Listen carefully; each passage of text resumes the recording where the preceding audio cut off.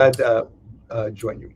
Welcome, everyone, to the Global Gambit podcast, a show that looks at the intersection of geopolitics, economics, international relations, and war, and particularly returning to the situation on the war in Iran. Now, we had a very interesting conversation with Professor Vali Nasser of Johns Hopkins SAIS, but just down the road is a very respected institution called the CSIS, or Center for Strategic and International Studies.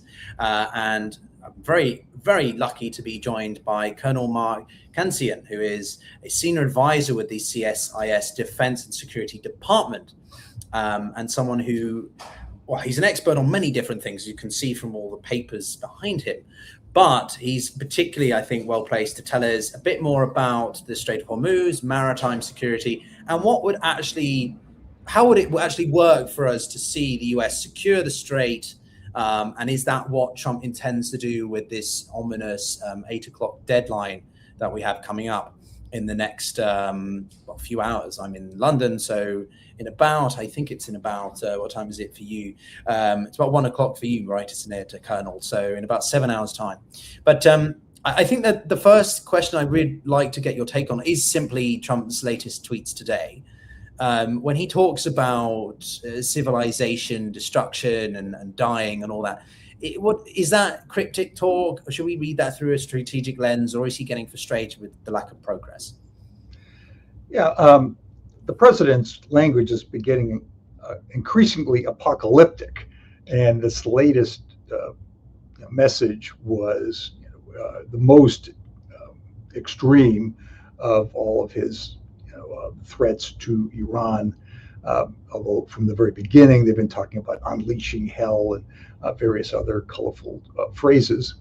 I think that the president is in an unsustainable position. The Strait is, of course, controlled by Iran. Most of the traffic isn't moving. The United States and the rest of the world need to do something. And Trump has, as I see it, four options. One is escalate the air war, and that's what he has threatened to do by attacking bridges and power stations. He could force the Strait with a military operation. He could continue negotiations. We've seen that several times in the recent past. That is, that President Trump threatens air attacks and violence, and the Iranians say, "Well, we'll have some negotiations," and negotiations go on for a while and they go nowhere, and then we go through the cycle again. He could do that yet again, or he could declare victory and go home. A week ago, he gave a press conference. He seemed to be headed in that direction. Not so more recently. So we'll see what happens this evening. But forcing the Strait is one of those possibilities. And I think there are two interesting things about that. The first is that, unlike much of the community, I think it's doable, though with casualties. But the second thing is that the Navy has been woefully unprepared to do it, and that has been a major failure on the part of the U.S. Navy. So your ethos goes against a lot of what the prevailing narrative would assume, that it isn't capable, that the US is not in a good position to do this, because also of the risk is posed by the IRGC, their ability to strike US assets if they were to try to manage the Strait. So could you explain a little bit more how this would work theoretically? Yeah. Forcing the Strait would be a major military operation. It would involve minesweeping. It would involve escorting tankers or commercial ships. It would have possibly ground forces seizing some of the islands in the Strait. It would have maybe U.S. air and missile defense in Oman on the peninsula there. Army helicopters flying to take out speedboats and drones, and then of course a lot of aircraft overhead to protect against missiles, drones. So with major combat operations, but I think if you put that all together, and maybe put in the front of the convoy an old tanker in ballast as a backup, fail-safe mine clearer, I think it's doable. And the thing is, we don't really know how much opposition the Iranians can put up. They have been very threatening, but we don't know. When we look at what they've been able to do against the Gulf states, for example, they've been able to inflict some damage, but not really significant. Those societies are still operating. Their oil facilities are still operating. It may be that it's easier than we thought. It might be very, very difficult, in which case maybe we would do it once and not again. But once the first convoy gets through, that would change the psychology. And it might then be a situation where the shipping companies were willing to risk their ships with additional indemnification by the U.S. government, which President Trump has offered, and which would be reasonable. That is, because the risk would be higher. The United States would pick up the costs of insurance or losses. So I want to ask you a little about the U.S. Navy in a second, but on the Iranian side, since you referenced it, what is the extent of damage to the Iranian Navy? What is left? What can they do? What couldn't they ever do but claim they could? Yeah. The Iranian Navy has essentially ceased to exist. The United States has blown up every ship it can find, and they're down to very small ships. What gives them leverage is that mines can be placed by a wide variety of ships. It could be fishing ships that are disguised. It could be speedboats.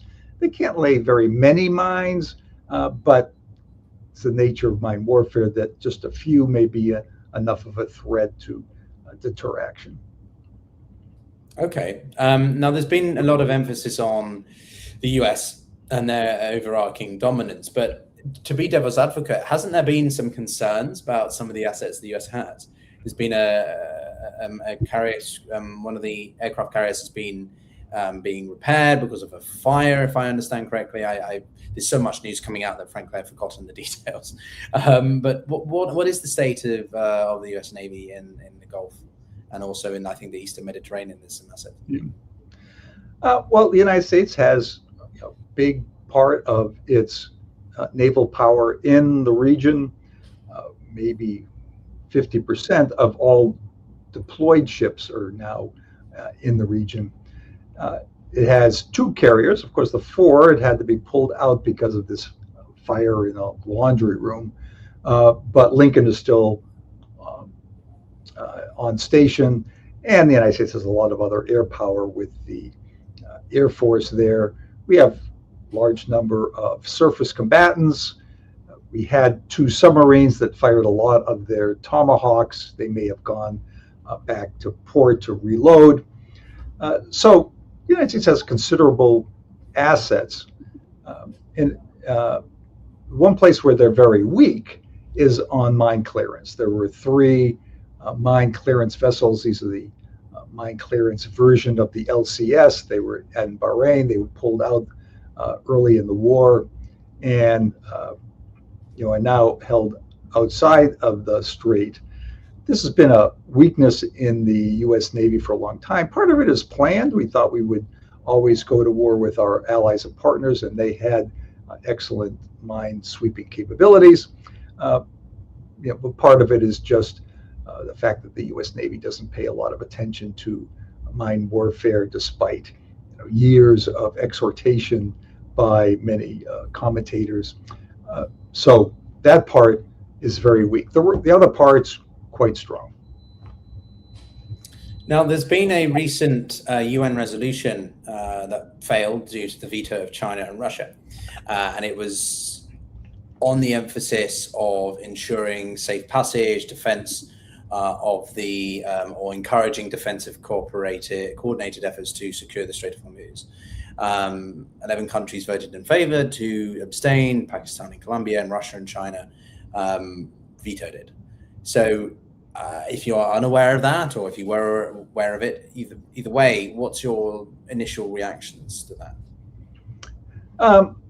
The UN has not been a major player in recent conflict resolution. They've been virtually absent from the Ukraine war, and not been a major player here. Of course, the negotiations have been carried on through third parties like Pakistan and Turkey, and the fact that they can't get a resolution through is, I think, one piece of evidence that they are stalemated in situations like this.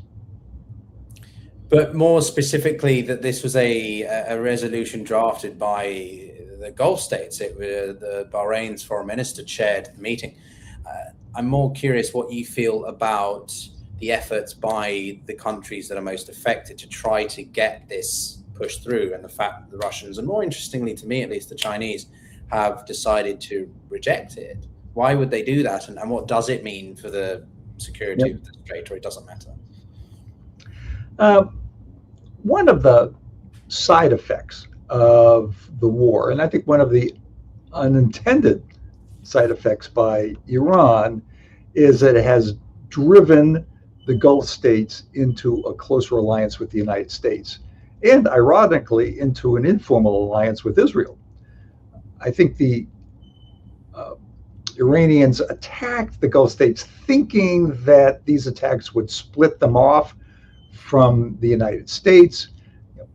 Years ago, that had been a theory, and certainly during Desert Storm, it had been a concern, but that didn't happen. In fact, the opposite happened. They attacked the Gulf states, and the Gulf states pulled closer to the United States. Now they're signed agreements for arms shipments, binding them even closer to the United States.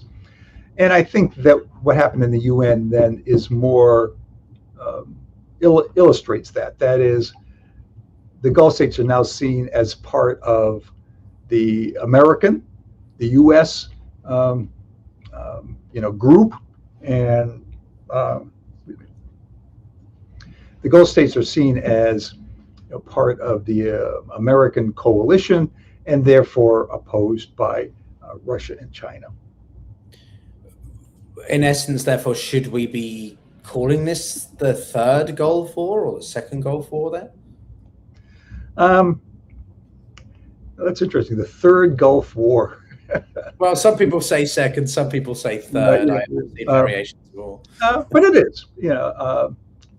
I think it's fair to describe it that way. Some people have said that this is a world war. It's not a world war. It's pretty much confined to the region. Of course, there are effects that go beyond the region, but the fighting itself, the conflict, and the adversaries are in the region, except for the United States, of course, which has its forces moved into the region. So I think it's fair to call it, another Gulf War, whichever number you want to attribute to it. Okay, no, that's a tricky question. I wasn't sure you might respond to that. But okay, obviously you referenced the growing cooperation or coordination between the Gulf states and America, but obviously Europe and Trump's rhetoric towards Europe or NATO specifically. I'm very curious what you make of that. Is it something that's overblown with the media hysteria? Is it significant? Europe's, well, for two ways, Trump's comments, but also Europe's positioning. Yeah. There's an irony here that Trump begins the war saying, we don't need them, they're weak, we can do it ourselves. And then he gets into the war and says, well, why aren't you helping us? And then comes back and says, well, we really don't need your help after all. But the fact that you're not helping us just makes you look bad. So he's sort of all over the map on this one. There's no question this is another damaging incident between the United States and Europe. Of course, we've had many of them. The Secretary General of NATO has been masterful in bridging over the tensions. The Europeans have a good argument here that NATO is not designed. In fact, specifically forbidden by the insistence of the United States from getting involved in these kinds of regional conflicts. When the alliance was first formed, the United States didn't want to get involved in the colonial wars of France and Great Britain. So it was limited to Europe. Now, there have been agreements to operate elsewhere. Of course, NATO forces have operated in Afghanistan, for example, but it was not designed for that. It's, the alliance will survive, and Trump will get over it. But there's no question, there's been a lot of damage, when you look at, Greenland and what's happened here, and, much of the rhetoric, and that's unfortunate because I think it's in the U.S. interest to have a strong NATO alliance. But there's an element of the White House that is just contemptuous of the Europeans and regards any damage to the alliance as to the good. I mean, I'm a self-described transatlanticist, but I'm also a Europeanist, and I like to believe in the relationship remaining. But you emphasize damage, Trump will get over it. But can we really assume that? Can we safely believe that he will just move on again and sort of the NATO will survive? I mean, I know it's not that simple. You have the National Defense Authorization Act, but how far could this go, the relationship between these two sides, and therefore implications on maritime security globally? And I have to say, I don't know. I mean, I hope that the damage eases off, and that maybe the White House, President Trump, come to realize just how useful alliances can be, and in fact that's one of the U.S.'s greatest advantages in competition with Russia and China. But you can't tell. So I'm not going to make predictions. The administration has not been entirely consistent over the year that they've been back. So I'm just going to leave it there. Fair enough. It's not an easy question, but I like to throw some curveballs occasionally. Now, retrospectively, a lot of people reference Suez Canal and 56.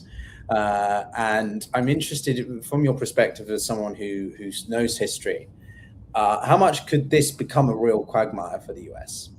Assuming that it goes, I don't know, relatively okay, but could it still be a problem that they get stuck in the Strait? Or, I mean, I want to come to Carg Island in a moment and the broader Gulf, Persian Gulf, but I don't know, what lessons from history do you draw in relation to what we're seeing right now?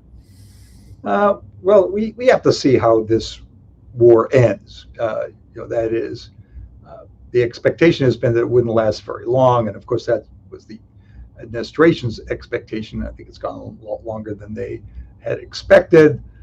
I don't see them going for months, partly because of their ideology. Both the national security strategy and national defense strategy talk a lot about not getting involved in overseas conflicts and not getting bogged down in quagmires. And there's really no reason for the war to go on for extended periods. There are solutions that could be achieved. Having said that, hard to say exactly when it will end, but I don't see it as a quagmire in the sense that we'll get bogged down for years. And with high force levels, the number of troops that are involved is relatively small, although the military assets, aircraft and ships, are relatively large. Well, that's the thing that I find confusing, because we've got a significant amount of troop numbers being reallocated. We're seeing some assets from Asia being redeployed to the Middle East. And some people like to speculate that this is all part of some grand strategy against China. Trump removes Venezuela, he removes Iran, and therefore it weakens China's energy supplies, which I find far-fetched. But I don't know, why deploy so many things to the region unless you intend to use them, unless it's all for posturing? Well, no, I mean, that's what I have believed from the beginning, that once they had deployed all these forces, they would need to use them, and then they did. Now, the Naval forces have not been used to force the strait. Of course, they have been used for ground attacks, both aircraft and missiles, and some for air and missile defense. So we've used some of the naval capabilities, but used a lot of the air capabilities and air defense capabilities in the Air Force and the Army. So we have used a lot of what we sent to the Gulf. And as you said, we needed to either use it or disperse it, and the president decided to use it. Okay, and so Colonel, I do want to come to Carg Island a little bit, because it seems to be, if there is going to be movement, shall we say, action over the at 8 p.m. EST, whatever people like to say, speculation over nuclear weapons as well. What would that entail? Would it be special ops, taking out specific parts of Carg Island's production facilities? Would it be to occupy the island and try to use it as a negotiating tool? Where do you see this going? Yeah. Carg Island is not that hard to seize.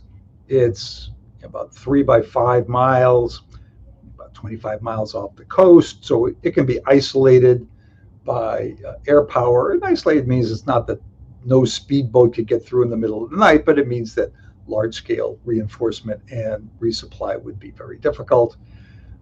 It's mostly oil facilities, and there's one airstrip in the, I think, northeast corner. The United States could seize it with amphibious forces, the Marines. They'd have to get the amphibious ships into the Persian Gulf, and of course that means getting them through the strait. That might be difficult. They could try a shore-to-shore amphibious assault, leaving from Kuwait, for example, and then landing on Carg Island. They could use paratroopers. Paratroopers are a little risky because they like to have a link up with paratroopers, because paratroopers are so lightly armed that they're very vulnerable. Linking up with either a mobile ground force or an amphibious force or something is much preferable. But that could be done. They could maybe seize the airport and then bring in aircraft. There are lots of ways they could do it, and I think it's all quite doable. A lot of people are concerned about holding the island. I don't think that's as much of a problem as is often made out, and the reason is that craft, ships can go to and from Kuwait, for example. You can use high-speed craft. But the notion that the Iranians would pound the island, I think that's overdrawn, because remember, the island is almost all oil facilities. And if I were the Marines, I would just move into the oil facilities and tell the Iranians, okay, you want to go after us? You're going to have to destroy your oil industry to do it. So I don't think it's as hard as is sometimes made out. But I would note, this is a combat operation. It's a major combat operation, and that there would be casualties. This would not be a bloodless operation. But is it worth it?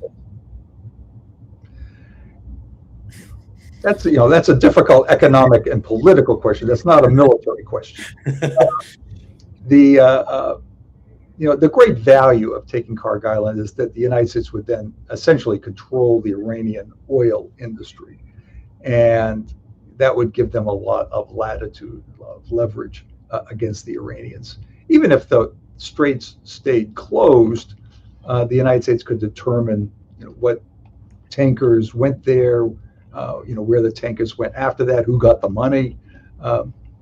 It would give them a lot of leverage. It wouldn't necessarily be a war-ending operation, but it might. It might give us enough leverage against the Iranians that the Iranians agree to some concessions. Well, I mean, I wanted to get your take on how Trump likes to conduct military operations whilst attempting to negotiate. That seems to be a very common theme amongst his approach to foreign policy. But how would this work, though? How would you get troops they're going to go through the strait itself. You've done plenty of war games. CSIS is very respected for the war games and scenarios that they do. So how can you, I don't know, really dumb it down for me? Yeah. How does this work step by step? Well, there are three things that the United States could do for an amphibious operation. And one is to push the amphibious ships through the strait, with escorts. And then again, this would be a major combat operation, just like a tanker convoy, except now you would have an amphibious ship convoy. You could even take the Marines off ahead of time and fly them up to Kuwait if you wanted to do that. But there's a lot of risk to that because, of course, there's all the dangers of Iranian defenses. But it's possible, particularly if it were the second convoy through. If the first one were some tankers and ballast or something like that. You could send the what are called the LCACs. These are the air-cushioned landing craft. You could send them through the straits. They're smaller. They're very fast, 40 knots, much harder to hit. They won't set off the mines. So you could send them through and then use those, send them up to Kuwait, fly the Marines in, and then launch a amphibious operation that way. Or you could just round up a bunch of ships in Kuwait and put Marines on them and send them that way. But doesn't that make Kuwait complicit to the conflict and then at complete vulnerability to, massive strikes from the Iranians? I mean, Kuwait is already totally complicit in this operation. We have hundreds of but we've got dozens of airplanes operating out of Kuwait. We've got forces on the ground. They're fully in, as are essentially all of the Gulf states now. So whatever the Iranians could do against Kuwait, I think they've done. So what can the Iranians do? I know you're not an aerial expert, and if there's anyone you recommend at CSIS to speak to about the aerial campaign side, that would be very interesting. But to what extent can we guarantee that the Iranians don't have significant capability to threaten the US, be it coming from Kuwait with Marines or through the strait, pushed through a convoy, as you said? Well, two things. First, you can't guarantee anything. The estimates are that half of their ballistic missiles have been used. The other half might be available. They might be also buried in warehouses that are underground. The reason I am not as worried, I think, as many other people are, is that the number that have been fired recently, day by day, are not very large.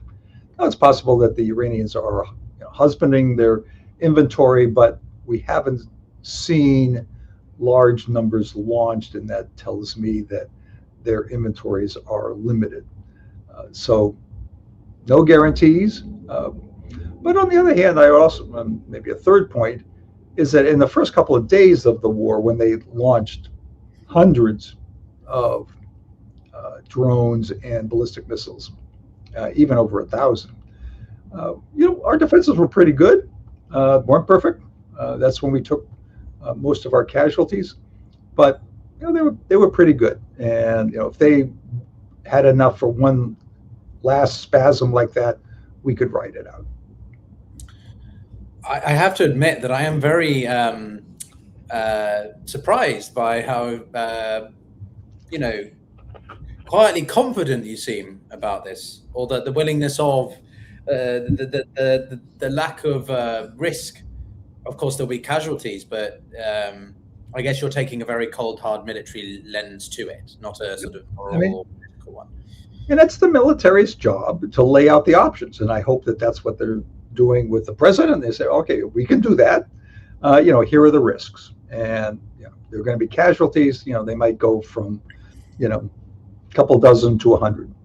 And then the president's going to decide whether that's worthwhile. But can I ask you, in your professional opinion, do you think that he is in the best position, given what he's saying, maybe it's a negotiating strategy. I'm not asking you to be a psychologist, but do you think that he is in the best frame of mind to be making potentially as significant military decisions as these, which could be significant, whether or not it's as big as people claim or more relatively low, as you suggest? Do you think he has the right positioning to make such decisions? My response to that is the American people elected him very strongly, and they made the judgment that they wanted him to make these decisions. And under our constitutional system, he gets to make them. So, from the point of view of the military, and whether he's able or not able, the American people have decided. Now, I mean, I could offer my personal opinion if I were president, but I'm not. Fair enough. I guess my last question for you, Colonel, and I appreciate your candidness in your responses as well, is simply, where do you think this goes? From 8 p.m. tonight, do you think anything's going to happen, or is it going to be more of a negotiating strategy? And if something does happen, to what extent could it go up the escalation ladder or be relatively moderate compared to what Trump's suggesting? Yeah. I get a lot of questions like this. I've made bets with some of my buddies about what's going to happen. One says that he'll launch the airstrikes. One says that he'll taco, and I said that I think he's going to go after the bridges, but that's all for now. That he'll do something, but go after the target set that is maybe least disruptive of Iranian life. But no one knows. We're going to be watching at 8 o'clock to see what happens. I outlined at the very beginning of our discussion about what I saw as the 4 options for President Trump, and we'll see which path he takes. And I guess bonus question, if I may be cheeky enough, Sure. Depending upon what Trump decides, what should we expect from the Iranians or the Israelis, or nothing much matters because the US is the commanding military in this matter? The Iranians always respond, and if there is a intensified bombing campaign, you can expect to see a wave of drone and missile attacks. If with the Israelis, I don't think you'll see anything. I mean, just because they're already doing a lot. Of course, if there are negotiations, then there won't be a Iranian military response. All right. Well, Colonel Mark Kansian of CSIS, thank you very much for your time. It's been an absolute pleasure. I'm going to stay on this stream to continue with another guest that I have joining shortly. But I will certainly look forward to hosting you back. Hopefully we can talk in more favorable circumstances. Yes, I hope you enjoyed the conversation as well. But we'll speak to you soon. Take care. But everyone, that was Colonel Mark Kansian of the CSIS, or Center for Security and International Studies in Washington. He's a very respected maritime and historian, strategist, I guess would be a fair way to put it as well. And I'm looking forward to hearing what Lieutenant Colonel Daniel Davis, who will be joining us in about 15 minutes. Now, I wanted to speak to Colonel Kansian for a long time. He is a very respected veteran and works at a very respected institute, which, I should be transparent, is about a 5-minute walk from where I went to university. So I would attend a lot of seminars, lectures, open public events, and I've listened to Mark quite often. And I have to be honest, I'm surprised by some of what he said. I was surprised. I was observing some of your comments as well. But as an interviewer, as someone who likes to speak to people of professional backgrounds and experience, I'm going to obviously challenge and be respectful in how I do that, even if I am very surprised or disagree. But that's the purpose of this podcast. Is to engage people of dissenting or differing views. Colonel Davis and I have different opinions over NATO or Russia in some ways, but in other ways we might agree. I agree with him that NATO could have done a better job of providing assurances to Russia, but I don't think that's justification what Putin did on February 24th, for example. And the same with Colonel Kantsian right now. I'm surprised by how, I don't even know how to frame it. Some of you were saying chill. I guess I'm surprised by how quietly confident or assured he was about the prospects of a maritime operation securing the Strait of Hormuz. In my opinion, or I think I hold more of an opinion that is shared by most, which is that it would be sort of sitting ducks. Maybe we underestimate the capabilities of the military, the US Navy, Marines, of course. They are incredibly capable. And maybe the colonel is privy to information that I'm not, just being a guy on the internet versus someone who directly works and is involved in the policy circles of Washington. I think the one thing you need to understand is, and I only got it from a very surface level in some ways, but how much of a bubble DC can be. It's a very small city, but wields incredible amounts of power. There's about 800,000 people who live there. And you can wander down the street and you'll be walking behind the former national security advisor or the former director of communications for the Secretary of State, a former CIA analyst. I don't know, just people like that exist across the city. I think I've shared in the past, but I even dated a senior member of Trump's previous administration. I didn't even know that at the time. I wasn't allowed to know. It was only after we broke up that I found out. But the point is that you can run into people of all sorts of backgrounds, and therefore the colonel is likely to be connected to some very important people on the inside who may be able to provide him information about the status of the Navy, or the status of the conflict, the capacity of the United States versus what we're being told in the media. In times of war like this, the fog of war is obviously very pertinent, but also so is the desire to get that information out as quickly as possible, to disseminate it as quickly as possible. I myself am no different. I have to, balance wanting to provide quality whilst also remaining relevant with what's being said in the news. Our meeting, actually, I didn't know the colonel had intended to join me at about 50 minutes ago. I'd said, what about this time, 1 o'clock Eastern Standard Time, 6 p.m. UK time? And he put it in his calendar without replying to me saying it. So I was actually taking a break, and then I saw this email. I was like, oh no!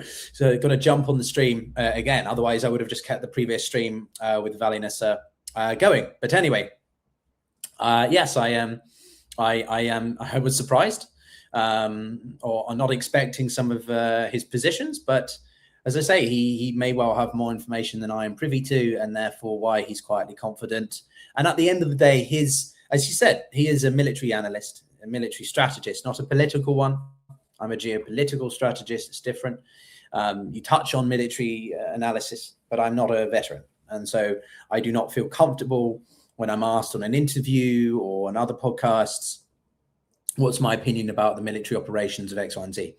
I wouldn't feel comfortable to say intricately about it. I can talk about the strategic objectives because that blends quite a lot often into geopolitical interests, but to specifically talk about a class of frigate or the implications of air supremacy is not my remit. So he is cold and calculated or whatever. Just simply, this is what the situation is, and these are the options that are available to the United States government. It's not our job to make political or normative assessments. It is simply to give the commander-in-chief lay out what options he has and what perhaps are the most recommended and the more or less favorable. So, and I think that's sometimes misunderstood from people who don't come from a military background or have studied military history or something like that. They will listen to, I don't know, for example, in the situation between Israel and Palestine, people will listen to the Israeli comments or the IDF's comments about X, Y, and Z, or people who are analyzing the Israeli operations in Palestine, and they will say that they're completely callous or cold. No, they're just providing a very facts-based, quantitative assessment of the military operation, not whether or not it's legal or right. Those are different arguments and more around the human rights, the normative framing. But given the rate at which the war is going, I personally, I don't share the colonel's confidence. Again, maybe I'm just not informed enough, but I do wonder about the prospect for a naval convoy to traverse the Strait of Hormuz and reach the Persian Gulf all the way up to Karg Island and then secure it. But he has admitted that, you know, casualties would likely be incurred, and that's just the cost of war. That's just what military action involves. Some of you are saying I should promote myself more. So yeah, guys, I mean, I have been on the inside. I have worked in these environments. I'm not just another guy on the internet. Well, I guess I am in some ways, but I have field experience. I have political experience. I've been there. I've been on the corridors of the UN. I've been on the conflict zones of Africa and in Ukraine, not as a veteran, but as a diplomatic mission. I know what it means to see conflict firsthand, sometimes behind the front lines. I know what it really means to see the state of damage done by drones, missiles, the psychological warfare on countries, regardless of where they are in the world. I lived in Africa for 3 years, lived in DC for 5. I mean, yeah, I talk from a position of clarity, I like to think. I have my biases. There's no getting away from that. I'm not pretending to be purely objective. No one is. Anyone who claims to be is bullshitting you and has simply just done a better job of finding ways to manipulate you as people. I approach this very much from I have my preferences, but also this is the reality. I like to interview people of differing viewpoints because, well, why would you want to just reinforce what you already know? Where's the interest in that? You only have one life. Why would you want to not challenge yourself intellectually, normatively, ideologically? And ultimately, because at the end of the day, we hold very little power. I doubt Trump is watching my stream. If he is, well, good job. Good job, Donald. No, but yeah, I would encourage you to subscribe. I'm also too British. I don't like saying subscribe because I think it's sounds desperate or you know, needy. And I'm incredibly awkward. It's like British also asking for money or discussing tips. We don't like to do that. But yeah, do subscribe and ring the notification bell because I do these streams almost daily at this point and will be until the war comes to some kind of conclusion, be that a ceasefire or an actual armistice or peace deal. But we've hosted everyone from General David Petraeus. I think I can publicly state it now, but if you follow the channel, you will know that I host some interesting guests, and someone that I've been waiting to host, and I can confirm he will be joining, is ex-presidential candidate and former NATO Supreme Commander General Wesley Clark. General Wesley Clark is, other than Dwight Eisenhower, who was the first, one of the more known Supreme Commanders of NATO because he oversaw the operations in Kosovo in the 90s, in the Kosovo War, which is obviously a highly contentious and sensitive conflict for the legality around it, and what a lot of people who are anti-NATO argue is an illustration of its aggressive or expansionist tendencies. NATO will argue, and I'm sure Wesley General Clark will argue, is incorrect. It was a defensive operation based on human rights and to prevent a humanitarian catastrophe, which is what the Milosevic, the leader of Serbia at the time, had done in the 90s in the Balkan Wars, and so it was to prevent ethnic cleansing, to prevent genocide. So now that we have a president seemingly threatening genocide against ancient civilization in Iran, I'm looking forward to that conversation, which will be in the next couple of weeks. I will also be joining a very exciting event in New York, likely next week. So if any of you are in the US or have anyone in the United States, New York metropolitan area that you think I should try to set up an in-person interview with, then drop a comment below, and I will see if I can wangle it. I will see if I can work it in. But the point is that we don't just sit in our mum's basement on this channel and talk about it from a reactionary or impulsive perspective. We try to critically analyze and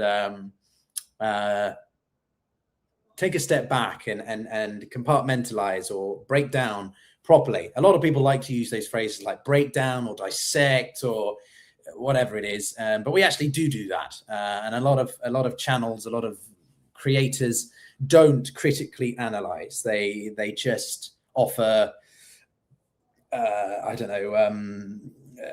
derogatory remarks, inflammatory commentary, because they're more interested in just getting reactions out of you guys. And whilst I'm interested to get reactions out of you guys and what you think, I'm actually here for genuine debate and discourse. So yeah, I welcome any of your thoughts and suggestions there.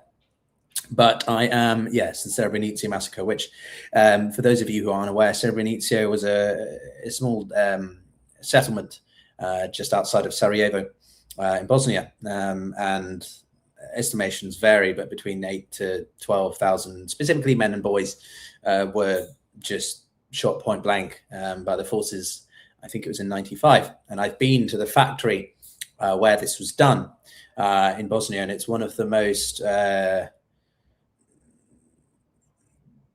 eye-opening and I'm trying to think of the right phrase, but it left an imprint.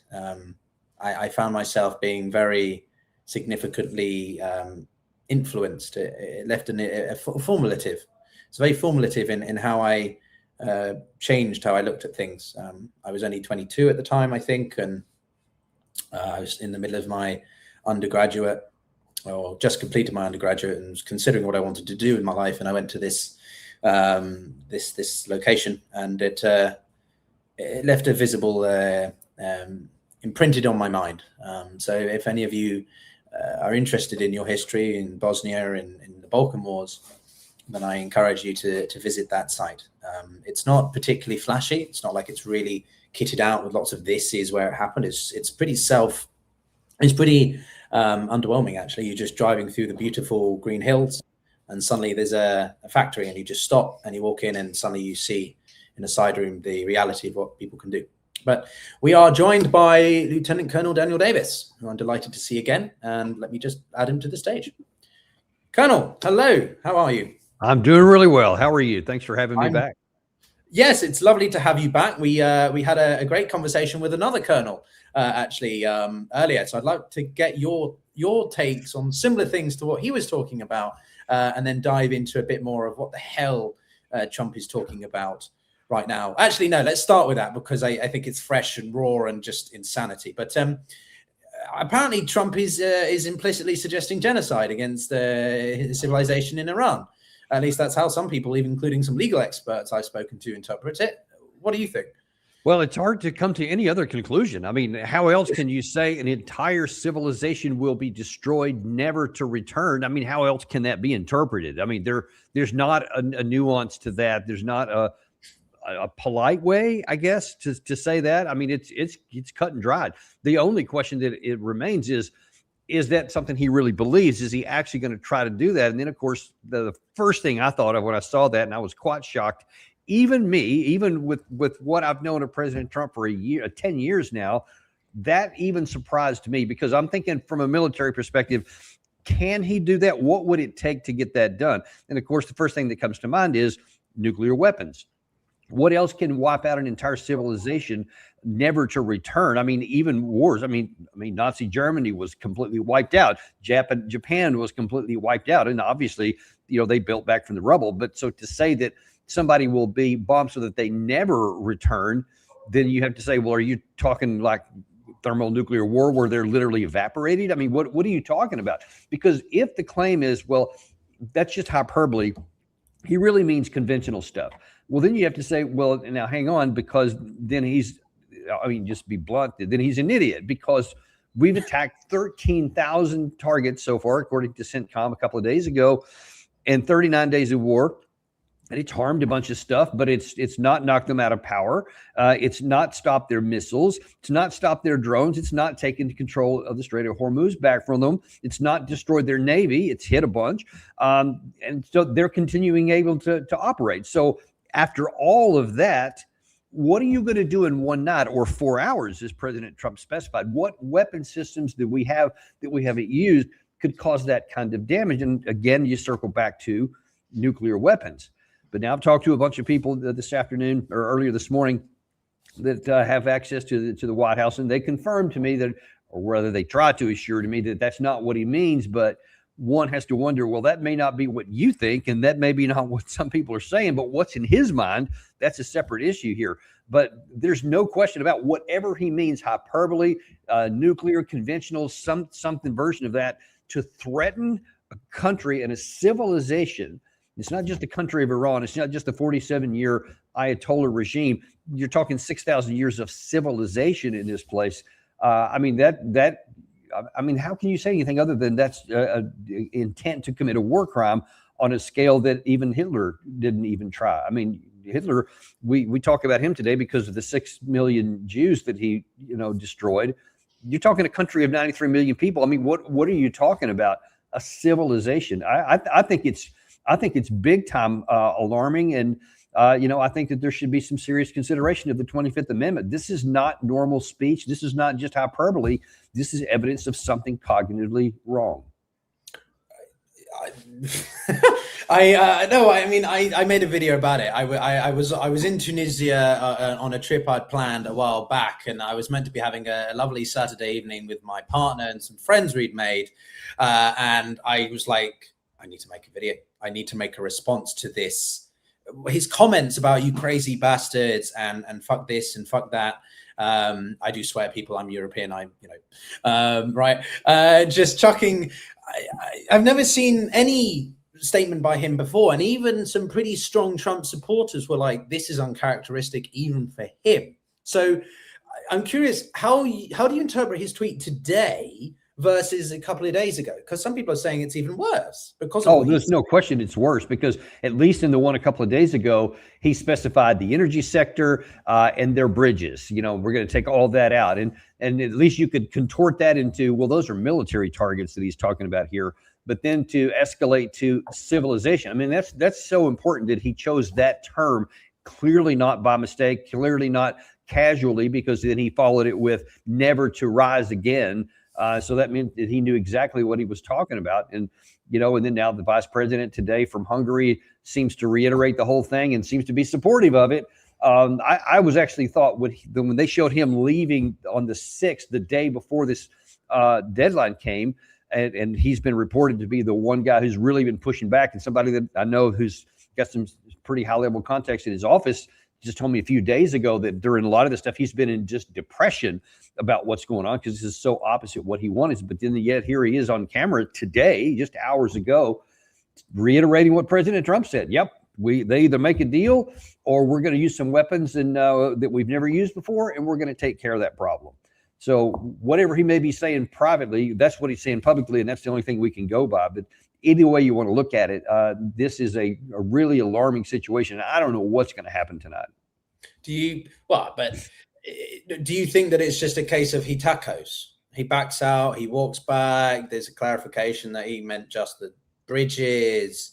It's a massive underwhelming attack. Like, what Well, that's the risk. I mean, I hope so. I certainly hope he tacos out. I mean, because anything less than that could be really catastrophic. Because and there's already, even today, before the sun goes down, there's already been a number of attacks on a number of bridges and a number of energy infrastructure. So already we're tempting the IRGC to make good on their threat, which is if those targets were hit, then they're going to start attacking the same caliber of targets throughout the GCC. And apparently, if it's really big, they said they may even go outside of the region, which I interpret to mean maybe some of our bases in Germany or Italy, where a lot of this the processors going on, or maybe even in RAF, Fairfield, I think it is, Fairford in UK. I don't know what they may do. I don't know if they can reach those targets or not, but they specifically said they would even go outside the region. So now then, if he, quote, tacos out and doesn't do anything besides just some more bombs and maybe just hit some other targets, then you have the Iranians. There's a consequence to that this time, because in the Iranians are going, wait, that's it? You made this big, bold declaration and, civilization and all that, and this is all you do? The same stuff that you've been doing the previous 39 days? Pfft, you're nothing, man. We can do it. And then that might give them even more incentive to say, we're going to start amping this up. We're going to raise the boat stakes this time. We're going to now start hitting these same targets in these GCC countries that you threatened to do with us. We're going to do them to them. And what are you going to do in return? You don't want to give confidence and make your opponent cocky and start to take more risks than they might have taken before. And so any idea that this is going to cause them to back down is just already been shattered, because, I mean, all it's done is made their country, not just their leaders, but their individual people go into all these bridges and some of these nuclear facilities and saying, yet daring the United States to attack and even kill regular people. I mean, they're not backing down at all. It's making them even more firmly around the regime than they were before.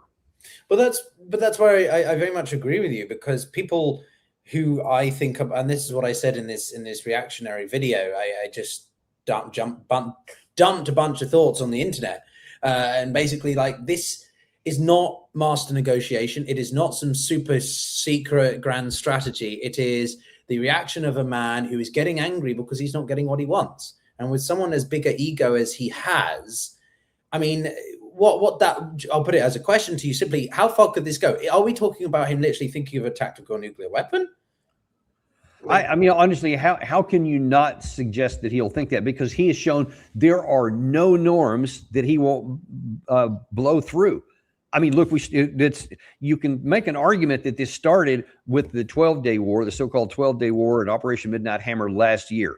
And then that escalated, and we started now just choosing to unilaterally attack speedboats in the Caribbean and Pacific waters and just claim that they were doing drugs, and then saying, well, I know that there's no law on the planet that allows you to just summarily execute people, but we're going to kill everyone in a boat. No one did anything. And then he escalated that to seize the sitting president of another country by merely declaring that I don't think he was legally elected, so I'm just going to take him, kill 100 or so people in the process, and now I'm going to permanently take control of their oil, and I'll kill anybody else if they don't play ball with me. No one did anything. The guardrails of the U.S. law obliterated. The guardrails of the U.S. Constitution, the separation of powers between the legislative and the executive branch, knocked out completely. They are black and white. Only Congress can declare war. And then the president, commander-in-chief, can only exercise that authority if it's been authorized by the Congress. No question about it. Congress is as much to blame with this as the president is, because they laid down and gave him this power, even voting themselves out of the equation, both the House and the Senate here recently. And so now then here you have an all-out, full-scale war to everything that can be imagined to it. Nobody is trying to hold him accountable. Nobody's trying to hold him to law. And he literally does whatever he wants. Now, if he's willing to do all of this, to include just summarily ordering people's deaths in speedboats, killing a bunch of people in Venezuela, having now a second war against Iran, who knows how many people are going to die from that, why would he then suddenly say, but I won't go this far? Especially, you talk about his ego, if he starts losing and if the Iranian side starts amping it up and saying, now then we're feeling a little bit frisky and we're going to start calling some of the shots here because we've weathered the best of what you've got and we're not going to submit or capitulate. So now then we're going to start demanding some terms of our own. And here's some of the calling cards we're going to start putting down. Trump, I don't think his brain even knows how to submit, how to admit defeat, how to say, all right, we can't do this. And Taco it's not going to work anymore, because now then they are in physical control of the Strait of Hormuz and all the oil that goes out through it. And he can't take that out of their hands. And now he would go on and have done all this stuff, lost these troops, lost all these combat aircraft. And at the end of the day, they're in a more powerful position, despite all of the death and destruction they have suffered. They're in a more powerful position now than when they started. I can't see him just saying, dang it, the snap, I shouldn't have done that, but well, live to fight another day. All right, let's look to the midterms here. I think that the risk that he would say, all right, we'll just use a little nuclear weapon, because here's a line of reasoning that you can see happening in the inner circle, because he is advised by some of the worst people that you can imagine on matters of war and peace and diplomacy that are not qualified in any way, shape, or form to do their jobs. But that's who he's listening to. I have it on good authority that he will literally block out people who have sane and rational and logical commentary and advice to give him. Now then they can say, listen, Mr. President, we've been here before. The only way we can solve this now is a ground force and a whole army, just like we did in Iraqi Freedom 2003 or Desert Storm in 1991. That's what it's going to take. And it's going to be a bigger army, because it's bigger than Iraq was. So maybe 500,000, 600,000, 700,000, all is the entire force we have. Plus we're going to need allies. We'll suffer hundreds of thousands of casualties, quite probably many, many killed in combat just because of the defensive capabilities. Or we can do what President Truman did when facing a similar circumstances, where if we did the island hopping all the way to Tokyo, we would end up losing, according to one study at the time, said 1 million troops doing this. Or we can use a tactical nuclear weapon until they finally get it. And we'll drop one, and if they don't surrender, we'll drop a second one, and then we'll keep offering until finally they come to their senses and drop it. And then that gives him what he wanted, which is a submission and a capitulation and the ownership of his oil. You can see that logic would resonate well in President Trump's mind. Someone who is devoid of morality, he's, by his own statement, said, I am a moral code unto myself. I pay attention to what I think and what I feel. He didn't even pretend to say the Bible, even though he tries to put all these trappings of being a Christian and having all these Christian leaders, which, as a follower of Christ, that's something that just I find very angering, that these people give that impression of the imprimatur of their cloak and everything else to make people think that he's actually a Christian, when by his own mouth, he's never even read the Bible, and he has his own moral code. And we see that code doesn't even care about people getting killed. So why would we think he won't go to that step and order something like that with that kind of logic? And I guarantee you there's people inside the White House that will be pitching that idea. Very well said. I'm Russian Orthodox. I don't practice necessarily committedly, but nothing that he says or behaves like in any way, I think, would be someone who pretends to even remotely, respect the church and Christ, right, and anything like that. I find him the most vulgar, and I've always tried to hold out a little bit and have a sort of a sense of, as a host, as someone who tries to remain, well, I have my biases, but recognize my biases whilst then trying to be objective. I try to rationalize that Trump does have a deeper thinking behind him, or maybe his team does, or maybe there's a longer term. That just isn't. The guy is a grandiose narcissist with an inferiority complex, who is easily manipulatable and influenced by exterior parties like Putin or others who would like to get what they want more. Or Benjamin Netanyahu, don't mention that one. On Netanyahu, indeed. I was just coming to that. Absolutely, Colonel. So I guess what I want to know from you is, how would a implication of the 25th Amendment actually work? What restrictions, what checks and balances are there to limit what Trump can say and do in these circumstances? Yeah, it's a really complicated situation. It's not an easy answer, because if you get the 25th Amendment and you get the cabinet to get together, which of course he specifically hand selected every individual because of their loyalty to ensure that this doesn't ever happen. And in a normal circumstances, it wouldn't, because of that point. But in something like this, it's no longer inconceivable, especially if he ever makes good on it. I think that it is conceivable that nobody is going to want to be on the wrong side of history on this one by defending that kind of thing. But here's the problem: even if it works, and I'm not an expert on the process, but I think that it would then have to go to a vote in the House and the Senate, and then oddly enough, he would have some limited sort of a veto capability where he could say no, and then the Congress, with both the House and the Senate, would have to vote again, and it would so it would take it's a long process. It's not something that would just be a vote of the cabinet members, unfortunately, or we would have a better shot at something. So even if they did that, then they would expose, every one of them would be exposing themselves as being disloyal, and now then they're going to be completely shut out of his inner circle while he continues to fight in these other rounds, and he'll still be fully vested in the powers of the president, and then it gets even more dangerous. So it's not an easy solution, because that could actually fill him with even more fear and make him act in more desperate ways. So even that's not a clear idea. But I mean, maybe just the thought of a 25th Amendment or something, even despite from his opinions, whatever, that could cause people to, the feeble power could rise up and ask him, can make him leave, make him walk away, like LBJ did, like Nixon did, maybe something like that. You never know, but it's a real dangerous time to be an American, I'll just tell you. Well, I'm meant to be coming to New York next week. This is good. I don't know if you're not based in New York. I would say we could grab a what's the word? A countdown cocktail right before we be both. Also, I'm in DC if you get down that direction. But. You are in DC. Oh well, then maybe I'll make a trip down. We could do something together. I lived in DC for about 6 years almost. Okay, so no, I was in the bubble. I was in the swamp for a few years, studying and learning how it works. But I guess what I'm really interested is for your thoughts on what would it look like.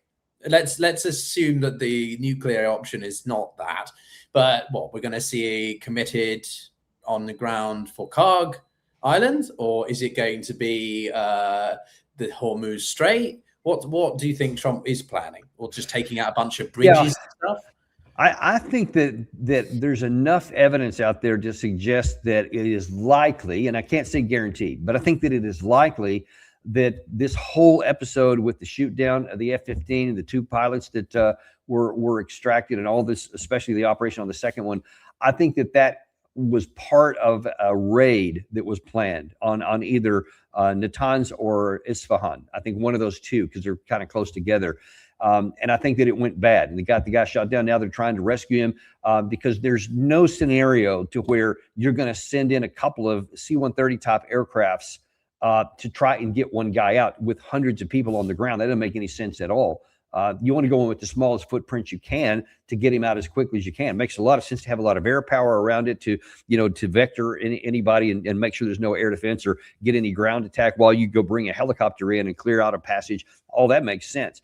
But having these 2 C-130s and then the 4 little birds, that sounds like a raid to me. That's the equipment that you would use for a raid. And since it happened right in the shadow, basically, of Isfahan and Natanz, I think that's probably what it was. I've talked to some people who have some contacts in the region, and they say that as best they can without getting in trouble with classified, implicate that is the case. But now that it's probably been either postponed or canceled because the cat's out of the bag on that. But then what else would you do? Would you do Karg? Would you do one of these Kashim Islands? Some of these others, about a dozen different potential strike points, maybe even more than that.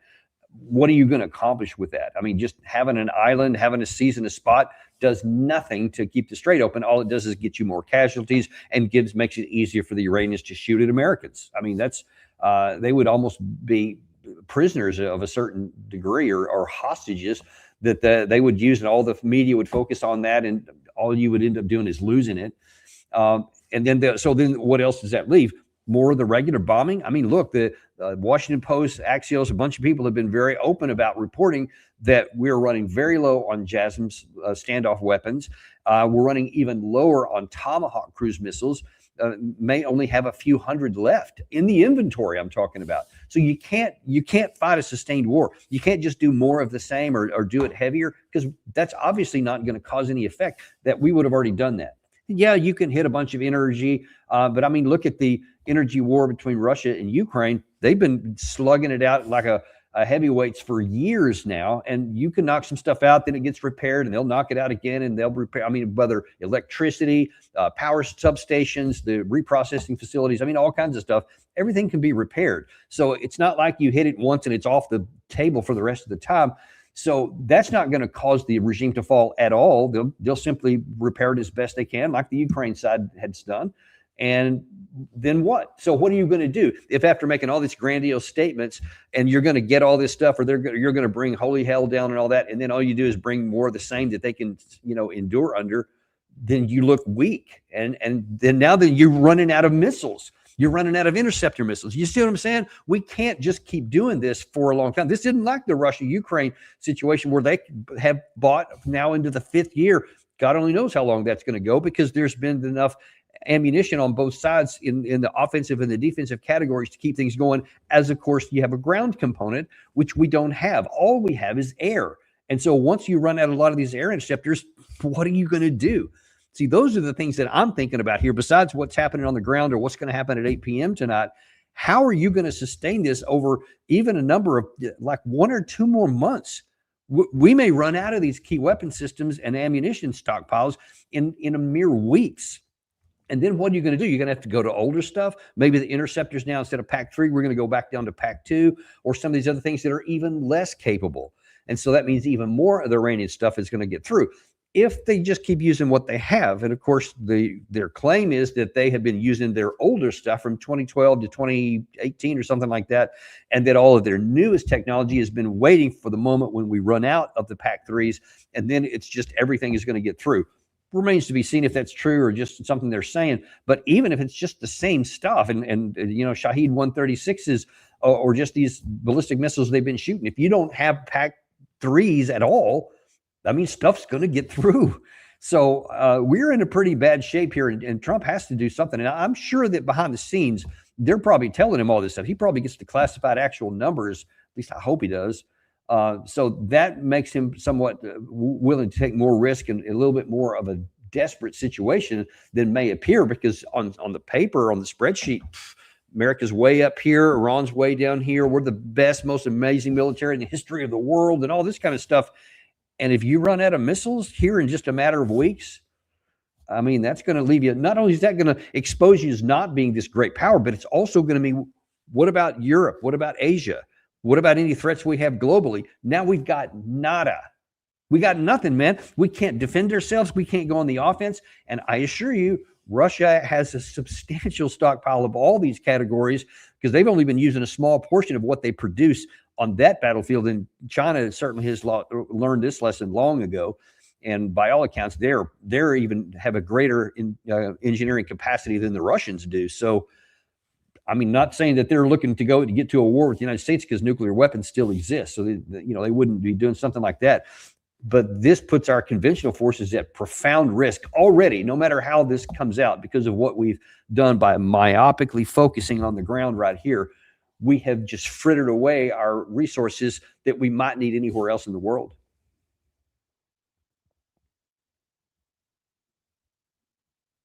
I was on mute. There you go.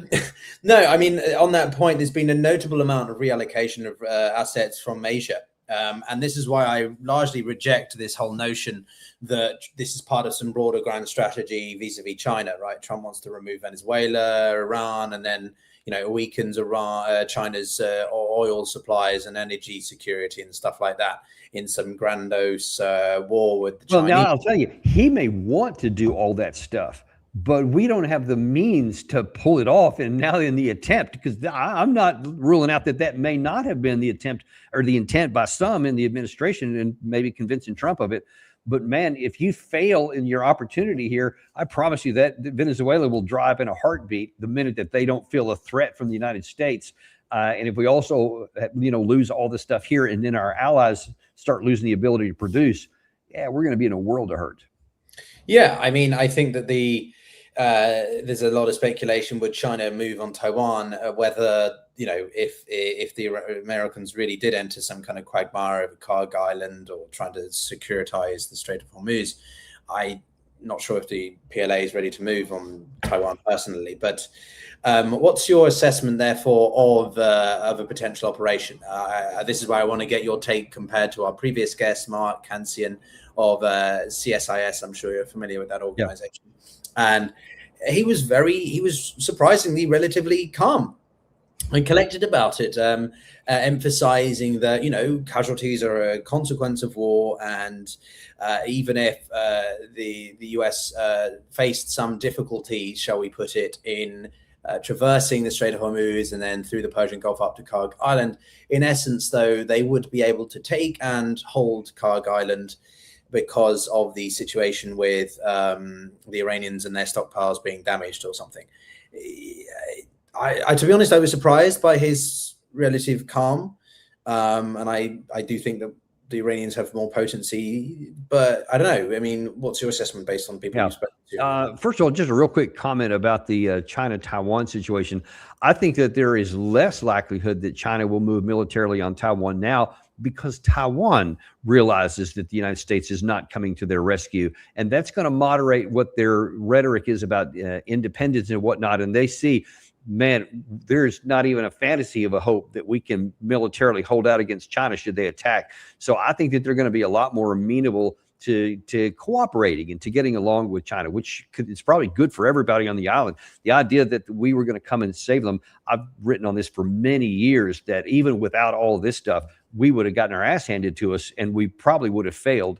I mean, almost certain. But now then, I think it's pretty clear that Taiwan by itself couldn't defend against it. So I don't think it'll come to that. And if I can just on that point, the Taiwanese have had a bill that the Americans, I think there was some Congress people, there was a delegation who went down to Taipei about a month ago trying to get them to push it through, because Trump was getting frustrated with the lack of progress on this defense bill, because he basically saw Taiwan as wanting to free ride off the US again. But also the opposition leader of Taiwan is in Beijing today having a meeting with Xi Jinping. So I think you might have some truth to what you're saying. But anyway, I wanted to hear what your thoughts are on Hormuz and all that. Sure. Now, back to Karg. Couldn't disagree with more with Colonel Kansian. I know who he is. He's got a good reputation enough. We agree on many things. Definitely not on this one, though, because you take a look at, number one, how are you going to get there? You're going to get there with tilt rotors? I mean, we just lost a bunch of aircraft. We've had lots of helicopters blown up. Are you going to send the USS Tripoli with its battle group, or the Boxer with its battle group through the Strait of Hormuz, up what I call the gauntlet of death, all the way through the Gulf of Oman and all those hundreds of miles of Iranian shoreline?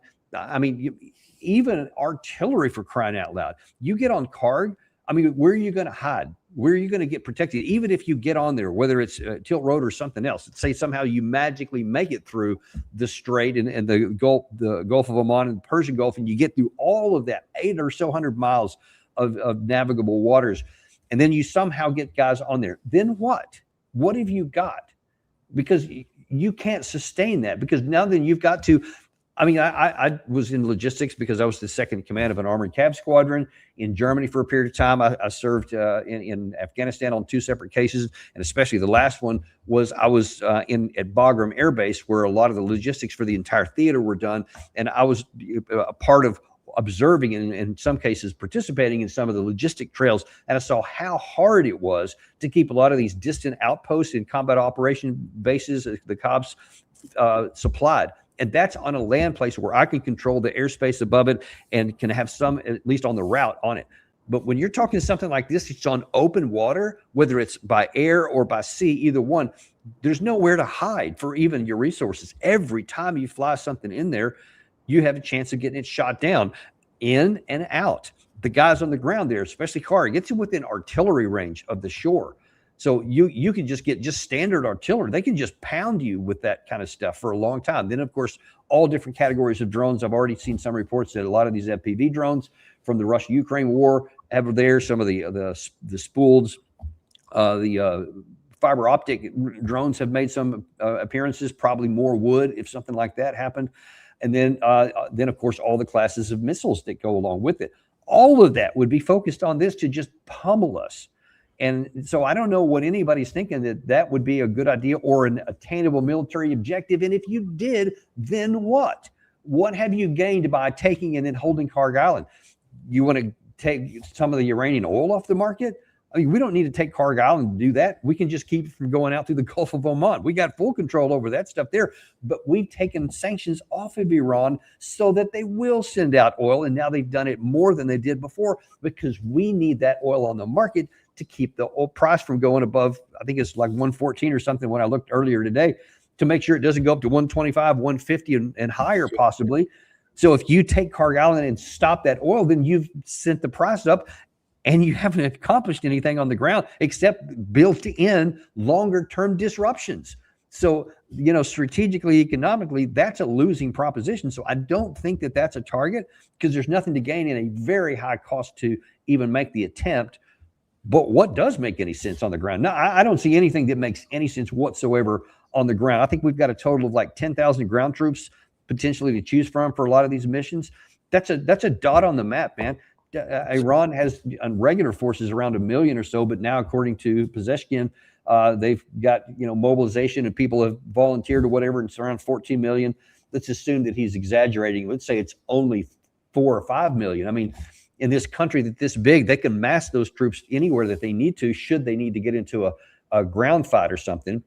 But it's going to mainly be artillery, drones, and missiles anyway, no matter what the men are. But you just can't do something with 20,000 guys. I don't know what anybody's thinking. Well, let's continue this train of thought, because one of the other scenarios, because Colonel Kansian they do a lot of war gaming, a lot of war scenario, war planning in CSAS, and he gave me 3 different scenarios. 2 of them similar, but the one that I'm particularly curious for your thoughts, reaction to, is Kuwait. So he suggested that Kuwait could be used as effectively a staging ground to launch maritime vessels of some form with Marines from the northwest down towards Karg Island. Now, my counter response to that was, doesn't that make Kuwait more of a target for Iran because they're more actively involved? But he said, well, they effectively are anyway because of the US assets there. Yes, and I mean, I suppose they have been targeted already, but they would be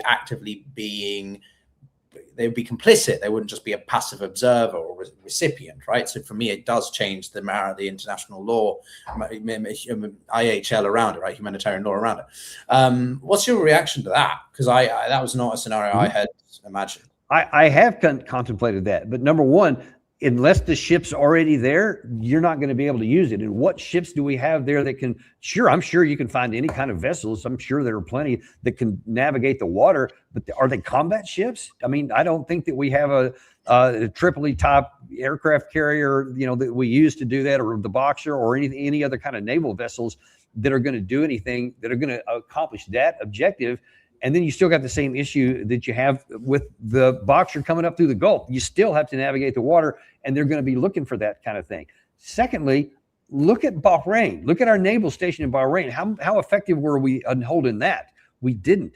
In fact, they've had all kinds of facilities hit. The second that any information comes out, and of course, that the Russians and the Chinese, not to mention their own drone capabilities, are going to be scouring all this stuff, and they're going to be looking at everything that's going on. And the second that anybody recognizes there's a buildup of naval capacity there, just even assembling and people getting on board, and long before they get on the war, that's going to be known. And here's going to be some drones, missiles, Shahed 136s in the ports, or they'll start hitting the ports.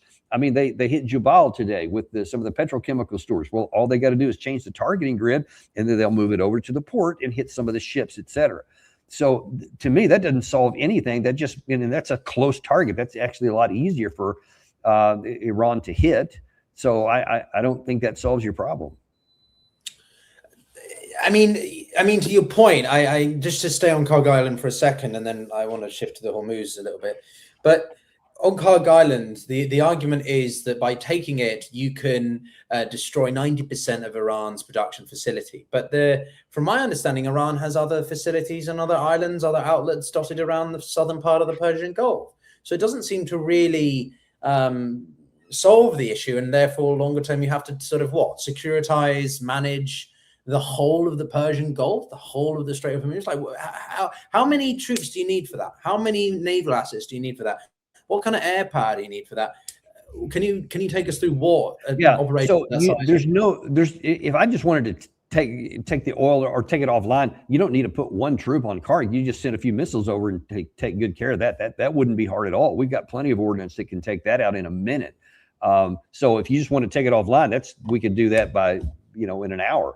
But the point being, that circles back to what I said a second ago. We're trying to get more oil out so that we keep the quantity on the international market up to keep the price manageable. So that's going to harm us, because that's now long-term issues.